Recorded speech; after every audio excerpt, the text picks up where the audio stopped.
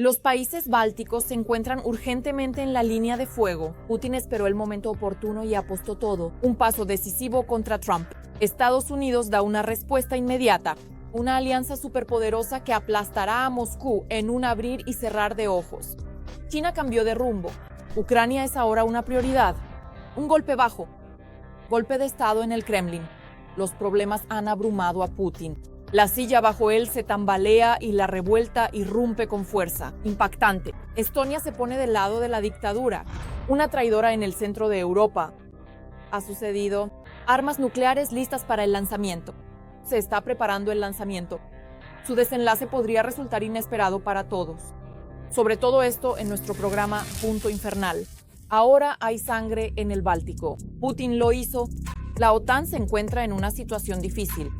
Y Occidente observa nerviosamente el desarrollo de los acontecimientos. Todo comienza con un tren misterioso, urgente. En estos momentos, el corredor de Suwałki es una zona explosiva. El punto de Europa, las fantasías del Kremlin han llegado al límite de la locura. Moscú está preparando un escenario que podría cambiar el mapa de la región. La evacuación ya ha comenzado, la alarma crece y la cuestión es crítica. ¿Logrará Occidente adelantarse? A continuación, todos los detalles explosivos de esta operación, no se lo pierda.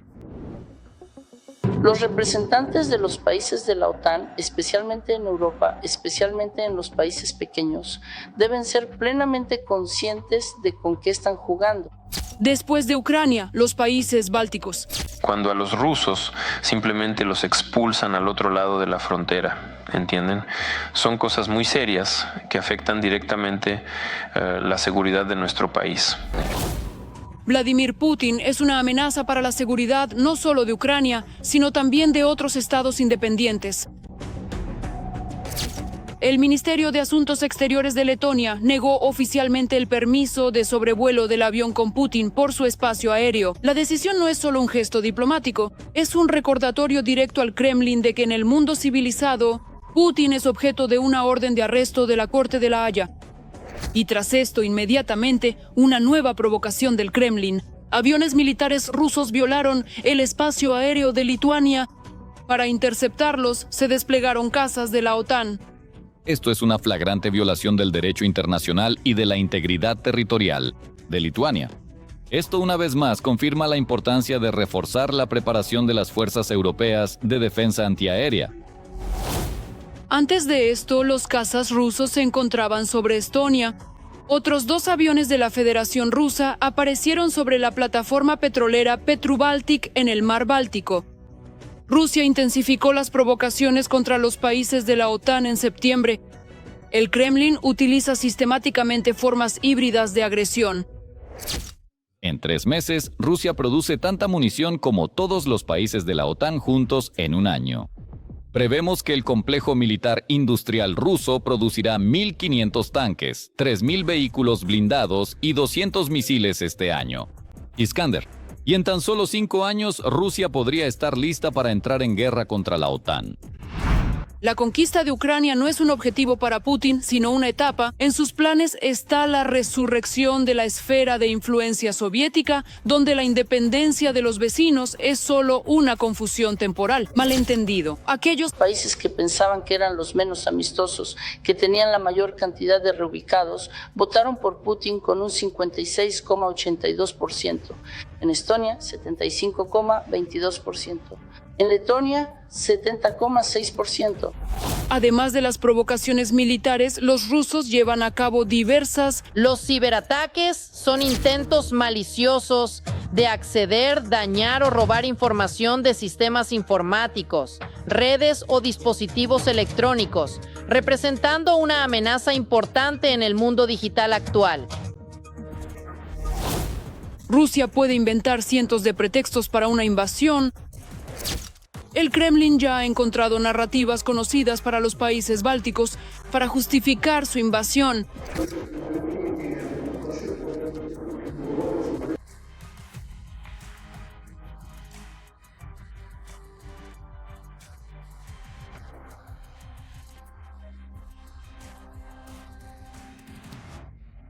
Por eso, por supuesto, todo lo que está ocurriendo ahora en Letonia es una tragedia. De hecho, allí se encuentran los mismos enemigos.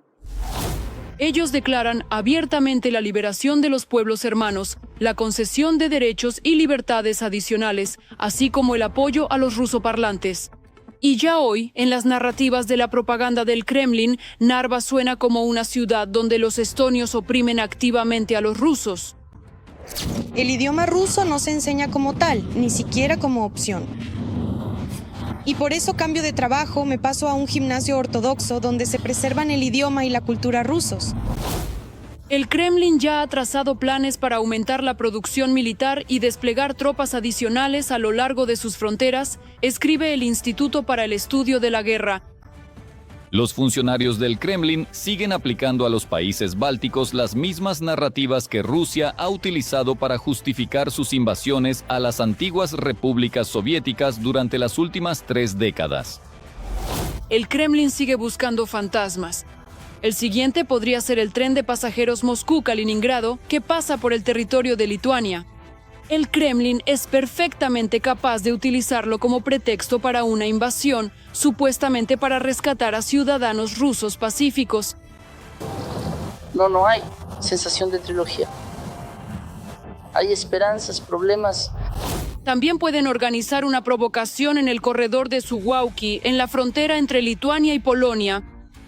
Este enclave es una verdadera trampa para Rusia. Es la ruta de suministro más corta para las tropas. Por tierra pasa por el territorio de Polonia, cerca de la ciudad de Suwałki. En Occidente creen que, en caso de guerra, Rusia sin duda querrá abrirse paso en este lugar. Un corredor para abastecer al enclave de Kaliningrado. En la visión del mundo de Putin, no solo los países bálticos y Ucrania deben someterse a Rusia, sino también parte de Polonia y Finlandia. Si Rusia realmente quiere conquistar los países bálticos, tendrá que hacerlo muy rápido. El periodo de amenaza que por supuesto precede a la guerra deberá reducirse al máximo para no revelar sus intenciones. Lituania, Letonia y Estonia están preocupadas por el aumento del gasto militar de Rusia. Por eso están desarrollando un plan de evacuación masiva para la población de 1 millón de personas en caso de una invasión rusa. Al mismo tiempo, creen firmemente que el artículo 5 de la OTAN funcionará. Esta conversación la estamos teniendo desde febrero de 2022 e incluso desde marzo de 2014, cuando Rusia atacó por primera vez a Ucrania y anexó Crimea. Estados Unidos ya no está dispuesto a defender a Europa, como digo, gratis. Quieren que los europeos hagan su parte del trabajo. Creo que eso es justo. Por supuesto no es fácil porque hay que recortar gastos. Por ejemplo, se destina menos financiación a la educación, la sanidad y la seguridad social. Pero nosotros, como un Estado en la línea del frente, entendemos lo que está en juego. Y volviendo al artículo 5, a menudo se menciona el Memorándum de Budapest. Se compara a Ucrania y las garantías de la OTAN. Pero hay una diferencia, y es muy significativa. Ucrania no es miembro de la alianza, y el hecho de que Rusia se oponga ferozmente a la adhesión de Ucrania a la OTAN y a que reciba las garantías del artículo 5, para mí es precisamente una prueba. El artículo 5 funciona.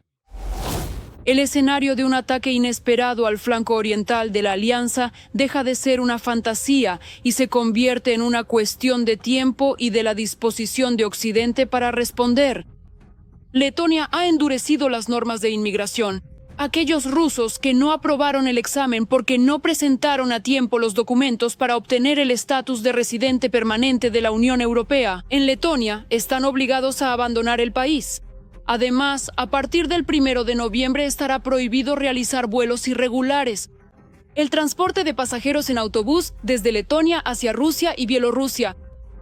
En la frontera con Rusia comenzará la restauración de los pantanos y turberas para crear una barrera natural. En caso de agresión, por ahora, en la OTAN mantienen la confianza en que se logrará evitar un conflicto abierto con Rusia. Al menos, mientras el Kremlin esté ocupado con la guerra contra Ucrania. Sin embargo, la historia enseña lo que ayer parecía imposible, hoy puede convertirse en realidad. El apoyo urgente llegó de donde menos se esperaba. China golpeó a la Federación Rusa y jugó sus cartas a su manera. Putin ha sido rodeado por todos lados. Trump lidera. Pekín y Washington, al parecer, han tomado un rumbo común y planean sacar a Kiev de las garras de Moscú. Una reunión decisiva que lo cambió todo. El Kremlin está perdiendo el control. Las aliadas dan un paso que empuja a Rusia al abismo. ¿Cuál será el próximo avance por parte de ambas potencias y debería Putin prepararse? Debería ya hoy prepararse para la capitulación. De esto hablaremos en un momento. Donald Trump se reunió con Xi Jinping en Corea del Sur como parte de su gira por la región Indo-Pacífica. Los temas principales de la reunión fueron las barreras comerciales entre los países y, por supuesto, la guerra ruso-ucraniana.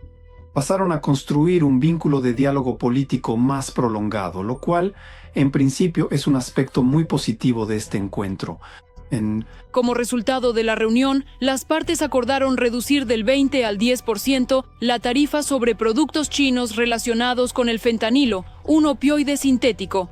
El arancel total de EU será del 47%.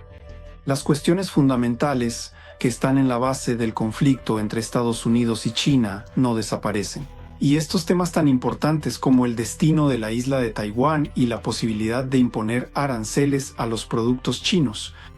Porque las compras de petróleo ruso. Trump dijo diplomáticamente que estos temas no se abordaron. Pero en estos casos, por lo general, cuando no se llega a un acuerdo, ¿quién dice que no hablamos de eso? Los acuerdos sobre Ucrania fueron menos productivos, a pesar de que, según el presidente de Estados Unidos, Ucrania fue discutida durante mucho tiempo. Inicialmente, Trump quería convencer a la CIA de que redujera su apoyo a Rusia para que Putin aceptara poner fin a la guerra. No se especificó si las partes habían llegado a un acuerdo en este sentido. Se ha establecido un diálogo estratégico de cooperación entre la Rusia autoritaria y el Pekín autoritario. Y arriesgarlos. A cambio de esto, debe recibirse algo superior y más significativo, que corresponda al alto nivel de relaciones entre Estados Unidos y Pekín, dado que, por el momento, las relaciones actuales se asemejan mucho más a una lógica de acciones de desescalada, particularmente en el ámbito comercial y económico. Yo no diría que, al menos por ahora, entre Washington y Pekín,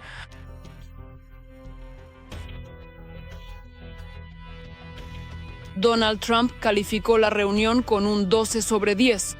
Por cierto, esta fue la primera reunión de los líderes. En el marco de las relaciones bilaterales entre Estados Unidos y China, durante los últimos 6 años se han producido cambios y acontecimientos relevantes. Trump dijo en una declaración reciente que este tema es de gran importancia para él y que continuará abordándolo en el futuro. Tras un proceso de negociaciones diplomáticas entre ambos países, que incluyó reuniones y diálogos entre representantes de alto nivel, se llegó finalmente a un acuerdo con Xi Jinping, presidente de la República Popular China.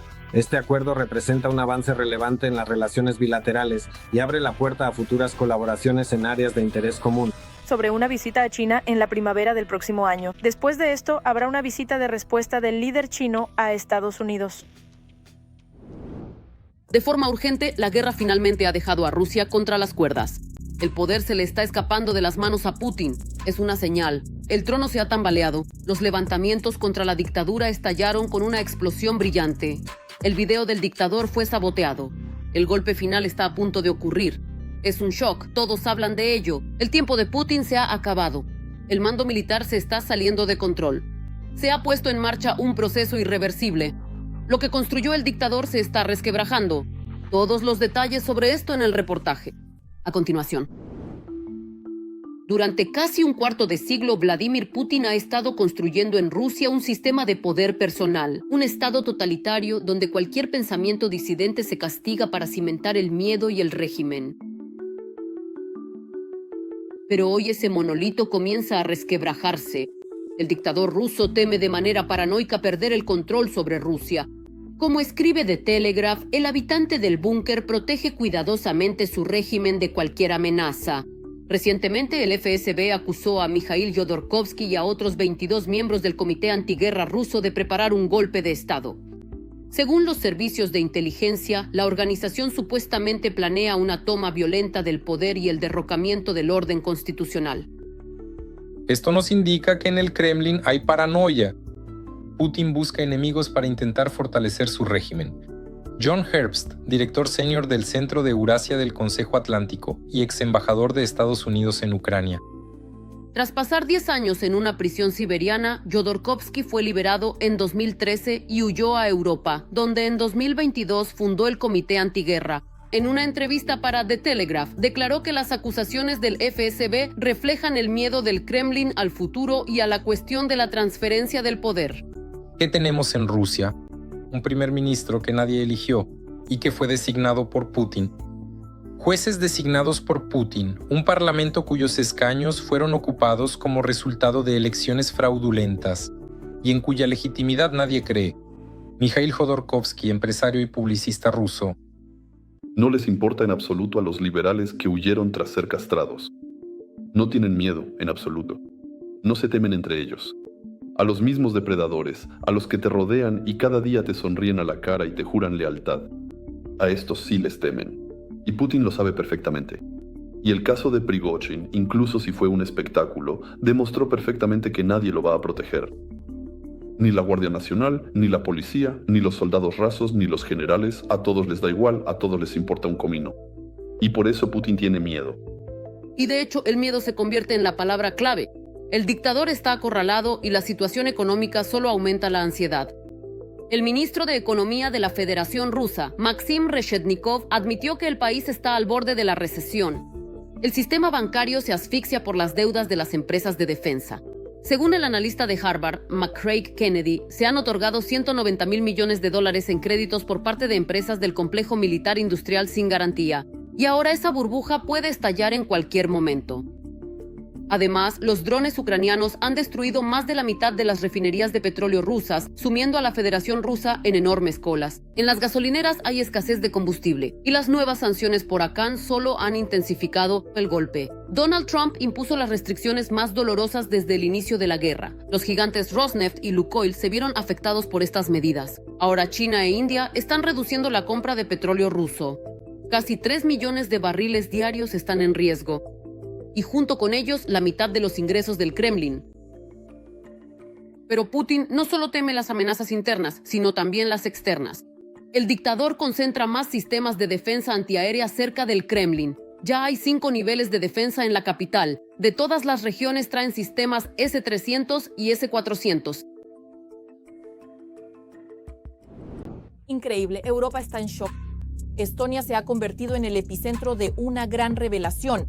Rutas secretas, empresas fantasma, barcos sin bandera. Todo esto opera para la flota negra rusa, que abastece a Putin de recursos a pesar de las sanciones. El país que durante años fue llamado bastión de la democracia, ahora está bajo sospecha. Esto es una grieta en los propios cimientos de la unidad occidental. ¿Cómo sucedió esto? Lo contaremos en un momento. Estonia fue una de las primeras en calificar abiertamente al régimen de Putin como terrorista. Esta guerra en Ucrania no es solo una guerra contra Ucrania. Es una guerra contra Europa, contra todo el mundo occidental. Pero los empresarios estonios colaboran tranquilamente con empresas y oligarcas sancionados que financian generosamente la guerra contra Ucrania. Una de ellas es la hija del exministro de Defensa Sergei Shoigu. Hablar de que él me va a ayudar. Él siempre me ayuda, puedo preguntarle algo, pero no puede responder. La principal fuente de ingresos es el transporte y la logística. Ninguno de los empresarios informantes verificados por la publicación tiene ciudadanía rusa. La empresa Atlas Chain, dedicada a la logística de carga, ganó cerca de 2,5 mil millones de rublos en el año 24. Me gusta mucho. El fundador y copropietario, el ciudadano estonio Oleg Kraus, en el año 20 encontró un socio muy influyente, la hija del entonces ministro de Defensa de Rusia, Ksenia Shoigu, a través de la empresa Capital Perform. Paralelamente, Kraus fue socio gerente en otro proyecto de Ksenia, MedPoint 24, que se dedicaba a los exámenes médicos de taxistas. No pensábamos que sería un gran éxito. Kraus viajaba sin problemas entre Rusia y Estonia sin controles. El apellido Shoigu le abría todas las puertas. Sin embargo, cuando su padre perdió influencia y fue destituido, Atlas Chain se declaró en quiebra. En los 2 años posteriores a la invasión a gran escala de Rusia a Ucrania, Atlas Chain aportó 242 millones de rublos en impuestos al presupuesto ruso. Las sanciones son sanciones, pero el negocio debe seguir funcionando. Toda una red de empresas de Letonia, Lituania y Estonia ayudaba activamente al Kremlin a enriquecerse. En el esquema participaba el grupo Fast Bunkering. Ellos proporcionaban combustible a los petroleros de la Flota Azul de Rusia a través de 2 suministradores. De ellos, al menos 159 eran los mismos barcos que, de manera sospechosa, visitaban frecuentemente los puertos rusos. Las empresas estaban registradas a nombre de compañías ficticias. La investigación demostró que la empresa Fast Bunkering Tintradi tenía un contrato con la firma bielorrusa NNK, vinculada al oligarca Mykola Vorobyom, quien se encuentra bajo sanciones. Los productos petrolíferos de NNK se importaban a la UE utilizando códigos aduaneros falsificados. Luego, el tránsito pasaba por los puertos de Estonia y Letonia. En ese momento, ningún buque estaba sancionado. Más tarde, algunos sí aparecieron en listas de la Unión Europea, Estados Unidos y Reino Unido. Las empresas de abastecimiento de combustible deben hacer controles exhaustivos, mantener documentación clara y cumplir todas las normas legales. En Finlandia, en una semana se detectaron 31 petroleros fantasma rusos que pasaron por el Golfo de Finlandia. Y este no es un caso aislado. Solo en un año, desde abril de 2023 hasta abril de 2024, cerca de las costas de Malta, Grecia, España, Países Bajos y otros países europeos, se realizaron al menos 3.100 de estos abastecimientos. El mar Báltico y el Mediterráneo, de hecho, se han convertido en mercados de combustible para la flota sancionada del Kremlin. Una pequeña compañía de seguros de Nueva Zelanda también ayudó a transportar petróleo desde Rusia e Irán. Aseguraba casi 1 de cada 6 petroleros de la flota rusa. Esta compañía transportó petróleo y productos petrolíferos por un valor de 35.000 millones de rublos. Estas cifras son mayores que las de muchos participantes de la flota oscura, a quienes seguimos y que son grandes jugadores en su negocio. Ya ha comenzado la investigación de las actividades de estas compañías y se han realizado registros en sus oficinas. Pero, lamentablemente, los cómplices del régimen del Kremlin en los países bálticos y no solo allí siguen ganando rublos ensangrentados, a costa del petróleo y el gas baratos de la Federación Rusa, pagando así la sangrienta guerra en Ucrania. Sin darse cuenta de las consecuencias, y la guerra se acerca cada vez más a ellos. Exclusivo, Asia Central se está liberando del control del Kremlin, y esto es un auténtico terremoto geopolítico. Los socios de Moscú en el este se están desmoronando uno a uno. Kazajistán, Kirguistán, Tayikistán, Turkmenistán y Uzbekistán ya no ven a Rusia como un apoyo. Washington lo ha percibido claramente. Trump actúa con decisión. En Moscú los nervios están al límite, los analistas del Kremlin están dando la voz de alarma. La región, que durante décadas consideraron su patio trasero, se está alejando rápidamente. En el reportaje a continuación, no se pierda todos los hechos impactantes sobre este tema. Donald Trump invitó a los líderes de Asia Central a una cumbre en Estados Unidos. La reunión se celebrará en el formato C5+1 en Washington. Y de esta manera, vemos cómo Estados Unidos y China intentan repartirse el mundo, y Rusia no encaja en esta ecuación. El 6 de noviembre llegarán a la capital estadounidense los líderes de Kazajistán, Kirguistán, Tayikistán, Turkmenistán y Uzbekistán. Estados Unidos intenta fortalecer su influencia en una región que durante muchos años se consideró propiamente una zona de influencia rusa. Cabe señalar que Asia Central está atrapada entre Rusia y China y depende económicamente de estos dos grandes países vecinos. Actualmente intenta mantener un equilibrio en su política exterior, declarando una orientación multivectorial. Se trata de inversiones, acceso a el mercado estadounidense, proyectos energéticos, tecnológicos y por supuesto la cooperación en el ámbito de la seguridad. Para los países de Asia Central, esto no es solo una visita protocolaria, sino una oportunidad, en mi opinión, de equilibrar entre los grandes centros de poder. Y ninguno de estos países quiere caer en una dependencia total ni de Moscú ni de Pekín. Y ahora están demostrando su disposición a desempeñar un papel más independiente. el presidente de Kazajistán, Kassym-Jomart Tokayev, ya ha enviado una carta a Trump expresando su sincero agradecimiento por la invitación y calificó la reunión de oportuna. Tokayev señaló que comparte los principales objetivos de la política interior y exterior del presidente de Estados Unidos, en particular la defensa de los valores tradicionales basados en los principios del sentido común, así como el empeño del líder estadounidense por proteger la paz y la seguridad. La administración actual también intenta buscar alternativas en la política exterior que sean viables y beneficiosas para el país en el contexto internacional. Y él entiende claramente que en caso de que la Federación Rusa logre algunos de sus objetivos en Ucrania, una de las mayores víctimas potenciales de la política expansionista del Kremlin podría ser Kazajistán. Según se informa, la invitación de Ucrania fue precedida por la llegada del enviado especial de Estados Unidos para Asia Meridional y Central a Asia Central, Serhiy Ohor, y el vicesecretario de Estado Christopher Landau. No creo que sea un proceso muy rápido. Tenemos que entender que después de todo, estos países han estado durante mucho tiempo en la esfera de influencia de Rusia y solo recientemente China está comenzando a aumentar de manera notable su presencia allí. Sin embargo, Estados Unidos, considerando cuidadosamente sus capacidades de diversa índole, puede ir atrayendo poco a poco a estos países. Creo que estos países realmente pueden posicionarse claramente como aquellos que apoyan un curso de desarrollo multivectorial en la arena internacional. Y digamos, aquí nadie podrá hacerles ningún reproche.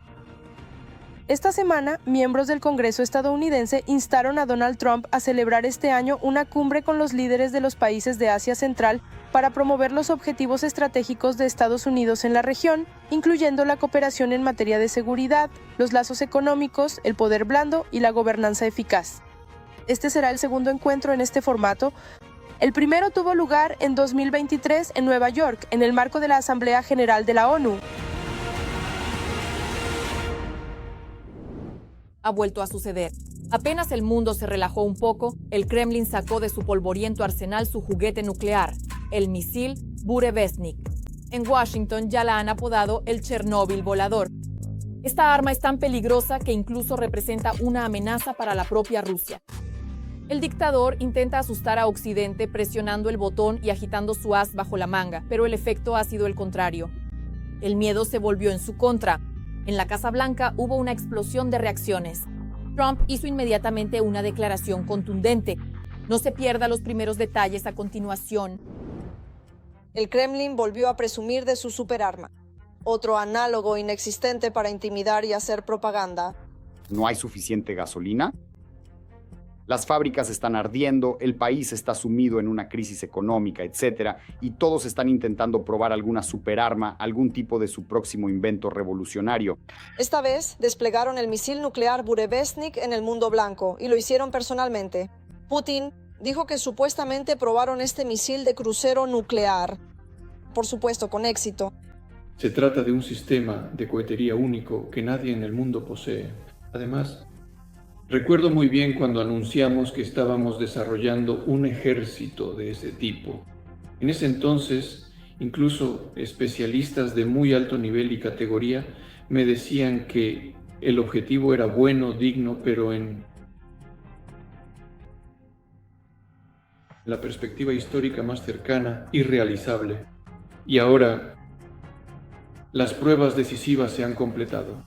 Las propias pruebas del Burevestnik supuestamente se realizaron el 21 de octubre, según informó Gerasimov. Los resultados estaban diseñados para inspirar miedo. Durante el vuelo del cohete se realizaron todas las maniobras verticales y horizontales especificadas, y así quedan demostradas sus elevadas capacidades, eludiendo los sistemas de defensa antimisiles y antiaérea. ¿Cuántos miles de kilómetros? 14.000. ¿Y estaba en el aire? Bueno, unas 15 horas. Y ese no es el límite. Es evidente que de esta manera el país terrorista responde a la imposición de sanciones por parte de Estados Unidos. Y esto sonaría amenazante si no fuera por un matiz. Quienes deberían tener miedo son los propios rusos. El Burevestnik de hecho no es un misil nuevo. Su desarrollo comenzó en Rusia ya en 2001. Sin embargo, fue anunciada al mundo entero por Putin recién en 2018. En ese entonces, él afirmaba que el alcance del Burevestnik no tenía límites y que la trayectoria de vuelo podía ser impredecible. Valía la pena aclarar cuáles serían las consecuencias de su lanzamiento. Y no es casualidad. En los Estados Unidos, a este misil conocido como Burevestnik, un arma de origen ruso, lo apodaron popularmente como el Chernóbil volador debido a sus características únicas y su potencial peligro. Si es derribado, sufre un accidente o una catástrofe, se contaminará una gran área, una ciudad bastante grande. Y nadie en su sano juicio quiere eso. Los estadounidenses ya habían renunciado a este proyecto antiecológico. Al Kremlin no le importan las consecuencias, por eso continuaron con el desarrollo. Sin embargo, la catástrofe ocurrió. ¿Recuerdan? Hubo una explosión en Ionoxa nuclear, extraña nuclear, una explosión nuclear tras la cual en Severodvinsk aumentó el nivel de radiación. Y ahora dicen que este incidente ocurrió en el año 2019. Fue entonces cuando las pruebas terminaron en una catástrofe radioactiva. Murieron empleados de Rosatom y del Ministerio de Defensa. Sin embargo, este está lejos de ser el primer caso, y tampoco será el último en el que las pruebas de un misil nuclear salieron muy diferente a lo planeado. Solo en septiembre del año pasado, un Sarmat del mismo tipo, el llamado análogo que no tiene igual, explotó durante el lanzamiento en el silo. Las imágenes satelitales captaron entonces graves daños en el complejo de lanzamiento, y en el lugar del silo de lanzamiento apareció un enorme cráter. Volviendo al Burevestnik, hasta ahora solo se sabía de 13 pruebas del misil. De ellas, solo una se considera exitosa. En esa ocasión, el misil voló 35 kilómetros y el vuelo más largo del Burevestnik duró apenas 2 minutos. Eso fue precisamente cuando voló esos 35 kilómetros. Al mismo tiempo, en el Kremlin, por supuesto, no dejaban de presumir de pruebas exitosas. Sin ninguna confirmación, Putin fue quien anunció el exitoso vuelo del Burevestnik, y en octubre del año 2023. Todo esto, por supuesto, se acompañaba únicamente de palabras, ¿no? Sin ningún tipo de acción concreta o real que respaldara esas palabras. Entonces, incluso si allí funcionó, es decir, si en ese contexto específico tuvo algún efecto positivo o resultado favorable, ¿qué sentido tiene un solo misil así, lanzado de manera aislada, sin un plan más amplio o una estrategia definida detrás de su uso? Trump reaccionó de inmediato a las declaraciones sobre las pruebas del Burevestnik y no se mostró impresionado por el garrote nuclear. Al contrario, recordó que hay un submarino nuclear cerca de las costas rusas y llamó a Putin a centrarse en poner fin a la guerra que él mismo desató contra Ucrania, en lugar de realizar pruebas de misiles. No considero apropiado lo que declara Putin. Debería poner fin a la guerra. Una guerra que se suponía que duraría una semana, pero que ahora ya lleva 4 años. Eso es lo que debería hacer en vez de probar misiles. Pero en el Kremlin no planean detener sus juegos nucleares. Al contrario, además amenazan diciendo que pronto el misil será incorporado al arsenal del ejército ruso. Putin fue quien ordenó preparar el misil para esto. Se espera que esto pueda ocurrir dentro de 2 años, es decir, en 2027.